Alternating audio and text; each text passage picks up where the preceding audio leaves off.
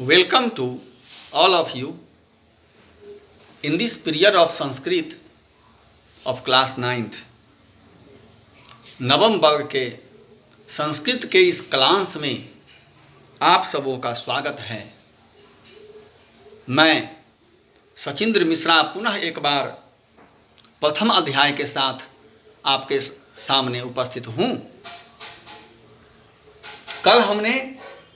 इस बात की चर्चा की थी कि कवि सरस्वती से यह वंदना करते हैं कि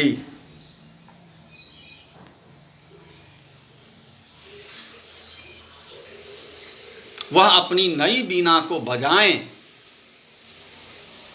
और अपनी नई वीणा को बजाकर उसकी झंकार से प्रकृति को सुंदर और मनमोहक बनने में अपना योगदान दें। इस कड़ी में हमने आपको कल बता दिया था कि कवि यह कह रहे हैं कि हे सरस्वती, आप अपनी नई वीणा को बजाएं जिससे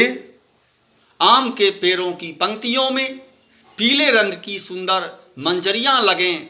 और आम के पत्तों के बीच छिपकर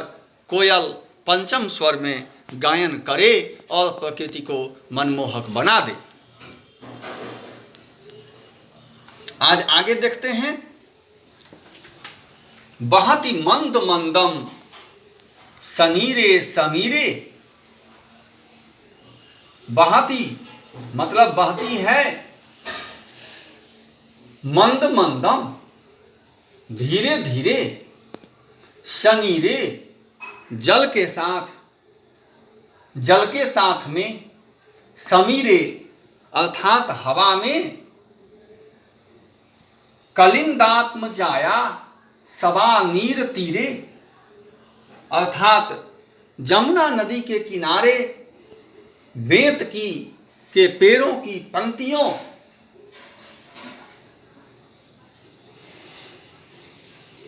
की उपलब्धता, तीरे अर्थात किनारे में कवि सरस्वती से वंदना करते हैं कि हे सरस्वती, आप अपनी नई वीणा को बजाएं जिससे कलिंदात्म जाया सवा नीर तीरे, यमुना नदी के किनारे बेंत के पेड़ों की जो पंक्तियां हैं, उन पंक्तियों को देखकर और नताम पंक्तिमालोक्य मधु माधवी नाम, मधुर माधवी के फूलों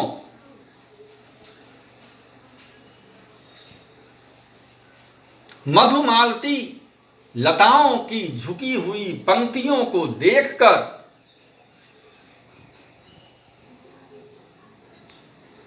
निनादय नवीना मये बानी बीनाम अर्थात कवि सरस्वती से यह वंदना करते हैं कि हे सरस्वती, आप अपनी नई वीणा को बजाएं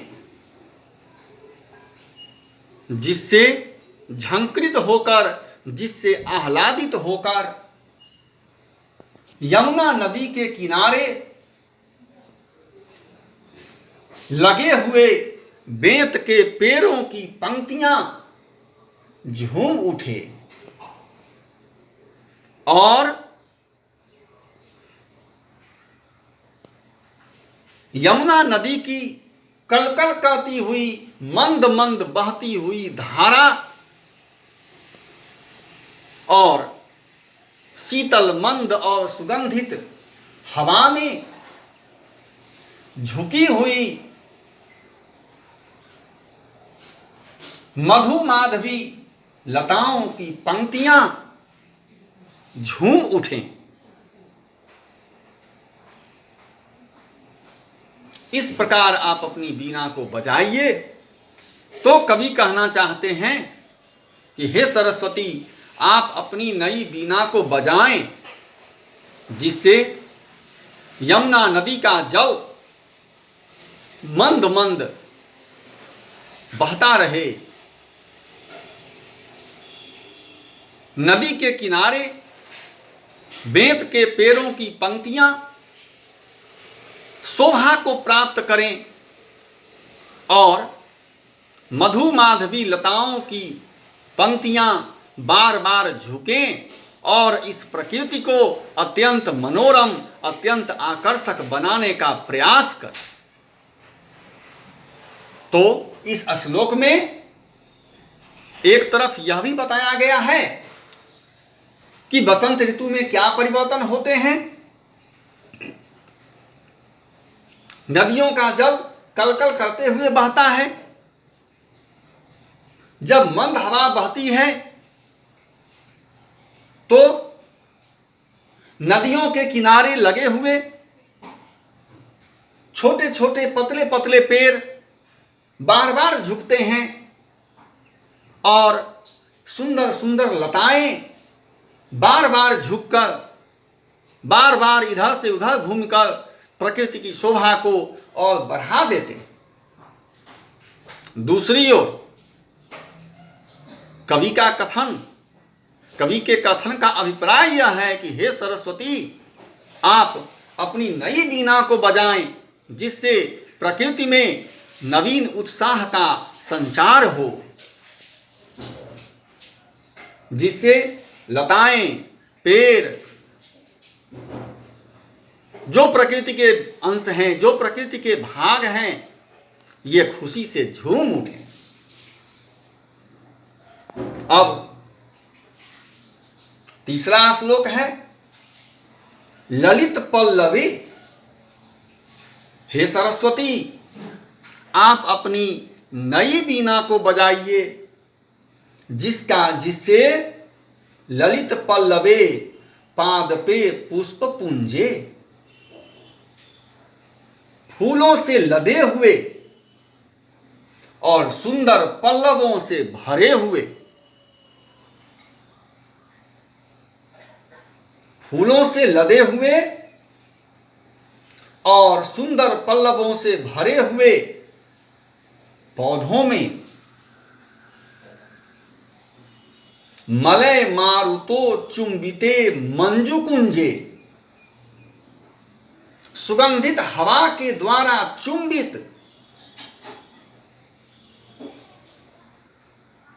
सुगंधित हवा के द्वारा चुंबित,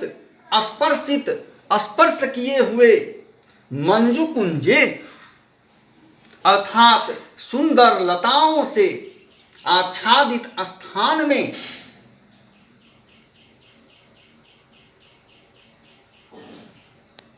स्वनंतीन ततिम प्रेक्ष्य मलिनाम अलीनाम,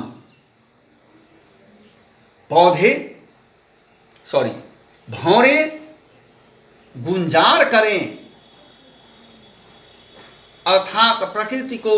मनोहर बनाने का प्रयास करें।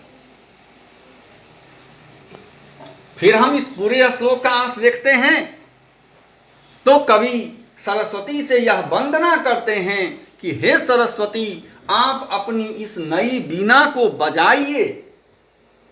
ताकि मंजु कुंज में सुंदर लताओं से आच्छादित स्थान में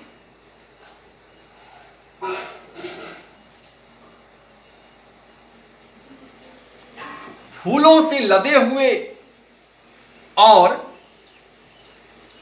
सुंदर पल्लवों से युक्त पौधों में सुगंधित हवा का स्पर्श हो और उन पौधों के फूलों की पंक्तियों पर, उन फूलों पर भंवरों का समूह रस लेने के लिए उमड़ पड़े और गुंजायमान करते हुए पूरी प्रकृति को सुंदर बना दे। यही सरस्वती की वंदना है। तो संक्षेप में दूसरे श्लोक में कवि ने नदी के किनारे का वर्णन किया है। उसकी वंदना है कि यदि सरस्वती अपनी नई वीणा को बजाती हैं तो जमुना नदी के किनारे बेंत के पेड़ की जो पंक्तियां हैं, ये पेड़ झूमेंगे, झूलेंगे, मंद हवा में नदी का जल कल कल करते हुए मंद मंद प्रवाहित होगा और मधु माधवी लताओं की पंक्तियां बार बार झुककर वातावरण को मनमोहक बना देगी। जबकि तीसरे श्लोक में कवि ने फिर वंदना करके कहा है कि हे सरस्वती, तुम अपनी नई वीणा को बजाओ, जिससे लताओं से आच्छादित स्थान में फूल और पल्लवों से भरे हुए पौधों में मलयाचल के समान सुगंधित हवा का स्पर्श हो और भंवरों की पंक्तियां अर्थात भंवरे समूह बनाकर उन फूलों पर आ जाएं, फूलों का रस लें और गुंजार करें, जिससे प्रकृति अत्यंत मनमोहक हो जाए। इस प्रकार बच्चों,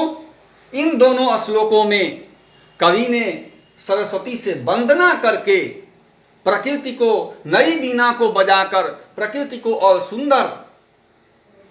बनाने के लिए निवेदन किया है। That's all.